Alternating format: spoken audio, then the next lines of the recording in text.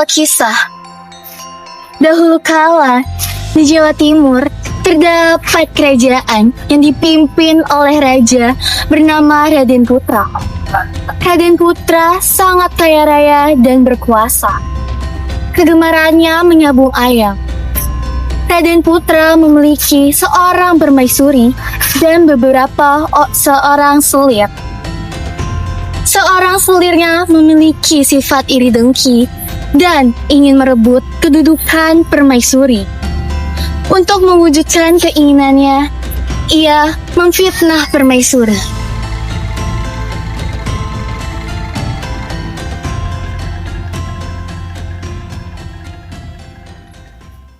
Ampun Tuan Putri, ada apa gerangan Tuan Putri memanggil kami? Habib, aku ingin menjadi permaisuri raja. Aku sudah bosan menjadi selir raja. Makanya, aku ingin mengusir permaisuri dari istana buku. Maka dari itu, aku akan pura-pura sakit yang disebabkan oleh permaisuri yang sengaja ingin meracuni aku. Karena dia iri padaku. Dan kalian berdua harus membantuku untuk melaksanakan keinginanku. Kalian mengerti kan? Hamba mengerti Tuan Putri. Maaf Tuan Putri. Bukankah keinginanmu itu adalah suatu perbuatan yang keji Tuan Putri? Diam saja kau tabib. Aku selir di sini. Kau hanyalah seorang kapita. Maaf Tuan Putri. Tetap saja tidak bisa Tuan Putri. Karena menuduh orang adalah suatu perbuatan yang sangat keji Tuan Putri. Kau ini bisik sekali ya. Sudah, turuti saja perkataanku.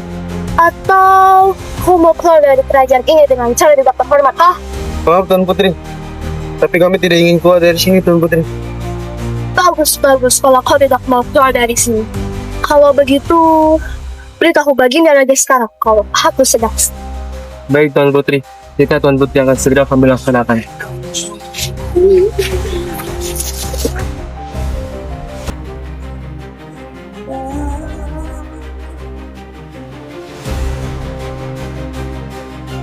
Ampun Baginda, salah seorang selir ada yang merasa sakit diakibatkan meminum minuman yang diberikan oleh permaisuri Baginda.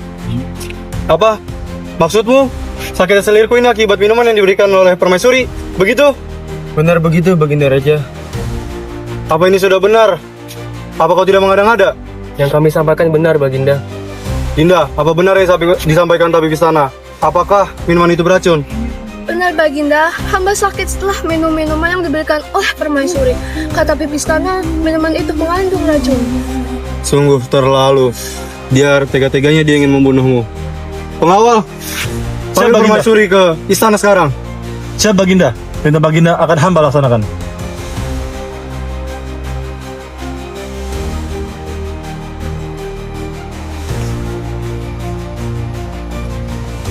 Ampun Baginda, ini Tuan Permaisuri di hadapan Baginda.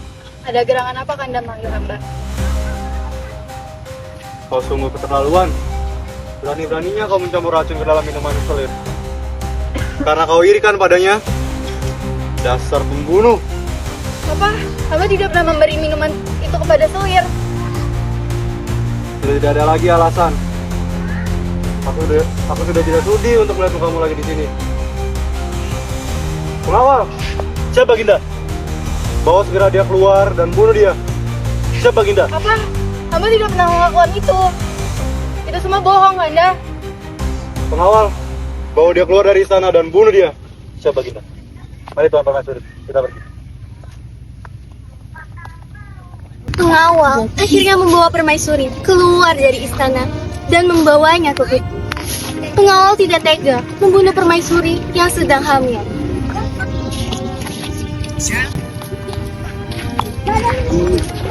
Senang Tuan Permaisuri, hamba tahu akal khusus selir dan hamba tidak akan membunuh Tuan Permaisuri.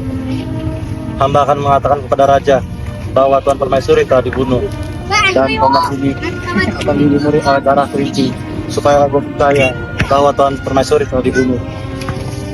Terima kasih pengawal. Sungguh, budi baikmu tidak akan aku lupa. Sudah sewajarnya hamba melawan ini.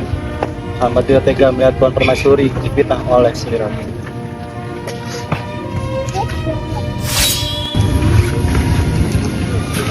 Nah, tombak ini sudah dilumuri oleh darah kelinci. Sekarang hamba akan segera ke istana. Baiklah pengawal, terima kasih atas pertolonganmu. Sesampainya di istana, pengawal langsung menghadap Baginda Raja.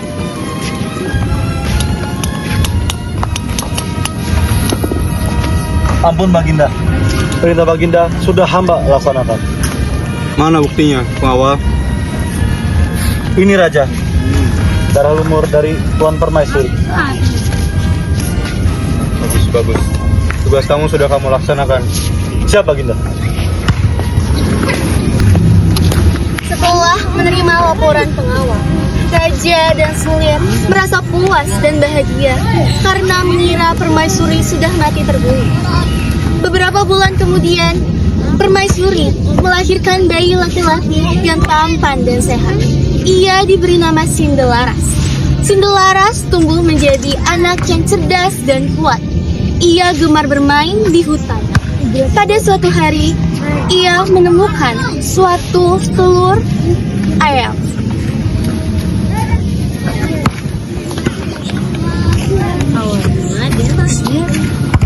Bunda, lihatlah, aku menemukan sebutir telur ayam. Oh iya, anak ayam. Rawat kelak, telur ini akan bermanfaat. Ya Bunda, akan kurawat telur ayam ini seperti nasihat Bunda. Selang beberapa hari kemudian, telur Sindelaras menetas dan menjadi anak ayam jantan. Ayam jantan itu tumbuh sangat cepat dan besar. Seperti kebiasaan ayahnya, Sindelaras suka menyabung ayam. Ia pergi ke desa-desa tetangga untuk menyabung ayam. Ayam jantannya sangat kuat dan selalu menang melawan ayam-ayam jago lainnya. Sindelaras menjadi terkenal. Semua orang mengetahui cerita tentang anak laki-laki itu dan ayam jago. Ampun Baginda, hamba telah mendengar berita bahwasannya ada seorang bocah yang memiliki ayam jago dan selalu memenangkan pertandingan dan melawan penduduk-penduduk lainnya. Apa kau bilang? Pemiliknya masih bocah. Di mana ketinggalan bocah itu? Ampun Baginda, bahwasannya ia tinggal di dalam hutan Baginda. Aku jadi penasaran. Pengawal, segera bawa bocah itu ke dalam istana. Siap Baginda, perintah Baginda akan saya laksanakan. Tak lama kemudian, pengawal berhasil membawa Sindelaras ke hadapan Baginda Raja.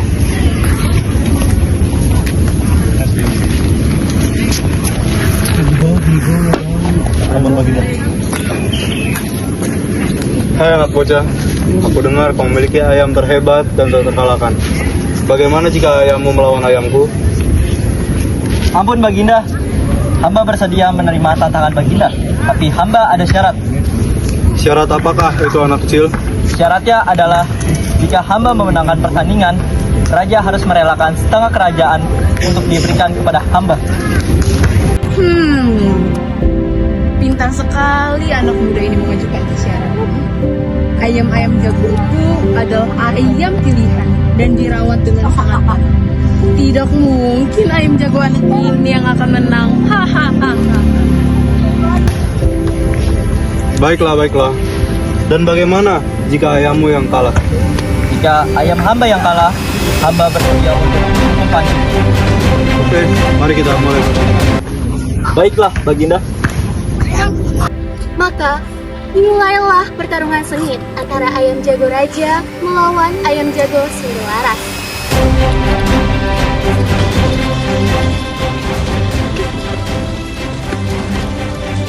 Raja sudah berusaha memilih ayam yang terbaik tidak untuk melawan ayam Sindelaras. Namun, melihat pertarungan itu, semua orang terkejut. Mereka lebih heran lagi ketika ayam Sindelaras berkokok dan berbunyi. Akulah ayam jago Sindelaras. Ayam itu berkokok lantang, berulang-ulang. Semua orang yang melihat adu ayam terkejut bukan main. Ayam-ayamku, ayam mati. Ayam jagoku.